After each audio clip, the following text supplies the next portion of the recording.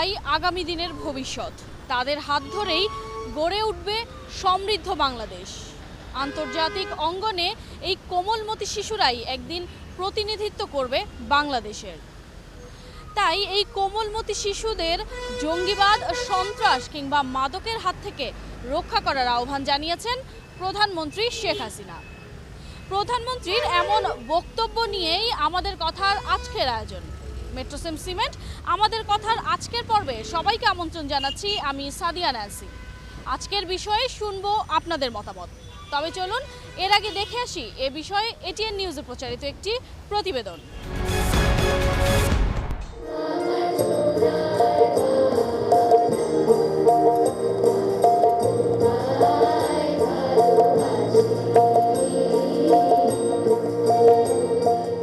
লক্ষ প্রাণের দামে অর্জিত যে স্বাধীনতা তা উদযাপনে এমনই বর্ণিল আয়োজন ছিল রাজধানীর বঙ্গবন্ধু জাতীয় স্টেডিয়ামে।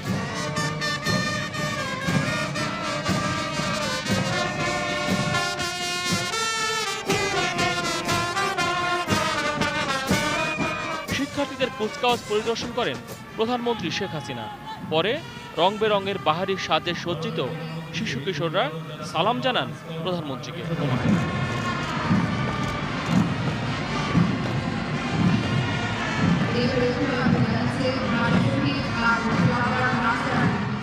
অনুষ্ঠানে প্রধানমন্ত্রী বাংলাদেশের ভবিষ্যৎ কাণ্ডারীদের দেশের নেতৃত্ব দেওয়ার মতো যোগ্য করে গড়ে তোলার আহ্বান জানান।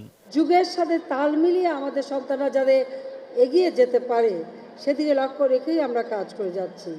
আজকে শিশু আগামী দিনে এদেশের কর্ণধার। আজকে শিশুদের মধ্য দিয়েই কেউ প্রধানমন্ত্রী হবে, মন্ত্রী হবে, বড় বড় চাকরি করবে, দেশকে এগিয়ে নিয়ে যাবে। প্রধানমন্ত্রী বলেন, আগামী প্রজন্মের জন্য বাসযোগ্য দেশ গড়ে তোলাই তার লক্ষ্য।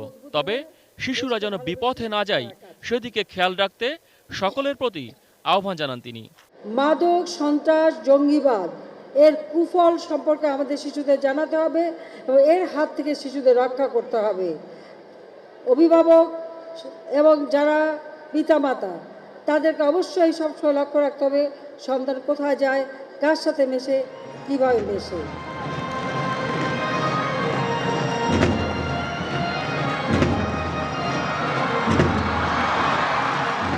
স্বাধীনতা দিবসের এই শিশু কিশোর সমাবেশ শেষ হয় নজর কাড়া ডিসপ্লের মধ্য দিয়ে, যেখানে সরকারের টানা 10 বছরের নানা উন্নয়ন কর্মকাণ্ড ফুটিয়ে তোলা হয়।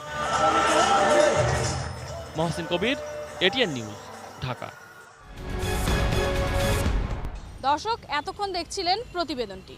চলুন এবার দেখে আসি কোমলমতি শিশুদের মাদক, সন্ত্রাস কিংবা জঙ্গিবাদ থেকে রক্ষায় প্রধানমন্ত্রীর এমন আহ্বানকে কিভাবে দেখছেন সাধারণ মানুষ। আমাদের যে শিশু অধিকার আইনগুলো আছে এগুলো ব্যাপারে আসলে সরকার, বিভিন্ন এনজিওস বা আমাদের নিজেদেরও আসলে অনেক বেশি সচেতন হয়ে অ্যাক্ট করতে হবে। এই আইনগুলো যেন প্রপার ইমপ্লিমেন্টেশন হয় সেক্ষেত্রেও আমাদের আসলে দেখতে হবে। ইভেন কোনো শিশু যদি কোনো প্রকার ভায়োলেন্টের শিকার হয় তাকেও সেটার মানে যথাযথ শাস্তি দিয়ে এটা রোল প্লে করতে হবে। একটা বাচ্চা নিজের দায়িত্বে তো সবসময় ইউটিলাইজ করবে না। এখানে যেটা করতে হবে, বাচ্চাকে এটার জন্য প্রপার স্ট্রাকচার থাকতে হবে। আমার বাবা মা বাচ্চাকে মনিটর করবে রেগুলার, স্কুল কলেজের টিচাররা দেখবে বাচ্চা নিয়মিত উপস্থিত থাকে কি না, বাচ্চার বিহেভিয়ার কী, বা টিচাররা দেখা যাবে কি প্যারেন্টসকে সে ইয়াটা দিল, ফিডব্যাকটা দিল। এভাবে আসলে মানে বোঝা যাবে মানে কোন দিকে যাচ্ছে, ওইভাবে হয়তো আমরা একটা স্ট্রাকচার ক্রিয়েট করতে পারি। বাচ্চাদের মানে শেখাতে হবে যে আমার সাথে এই ধরনের সমস্যা হতে পারে, এই ধরনের সমস্যা হলে আমাকে এইভাবে প্রতিরোধ করতে হবে।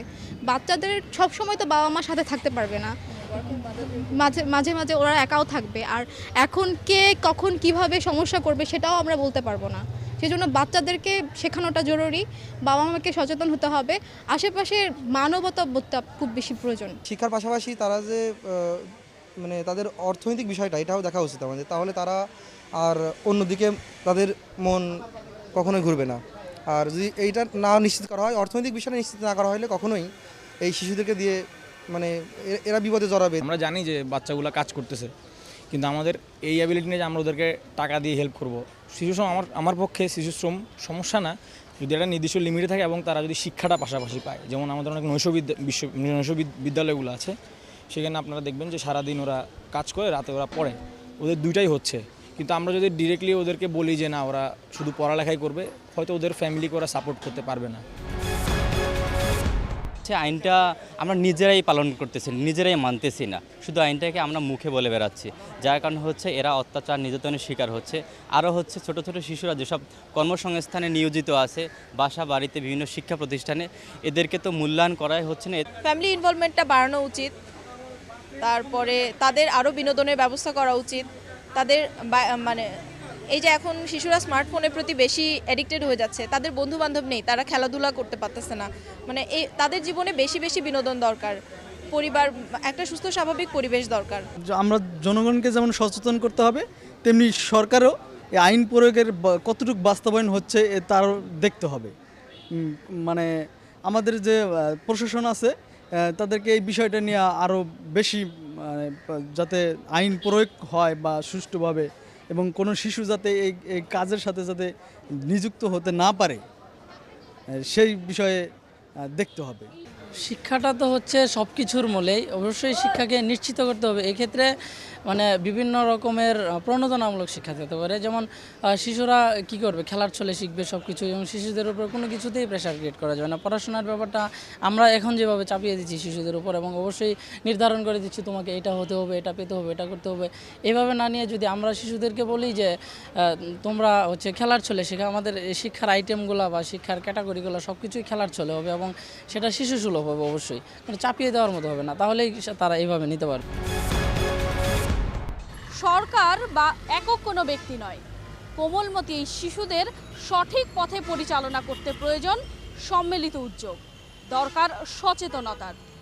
যার যার অবস্থান থেকে মাদক কিংবা অস্ত্র নয়, এই শিশুদের হাতে তুলে দিতে হবে বই, নিশ্চিত করতে হবে তাদের সুন্দর ভবিষ্যৎ। দর্শক, মেট্রোসেম সিমেন্ট আমাদের কথার আজকের আয়োজন এ পর্যন্তই।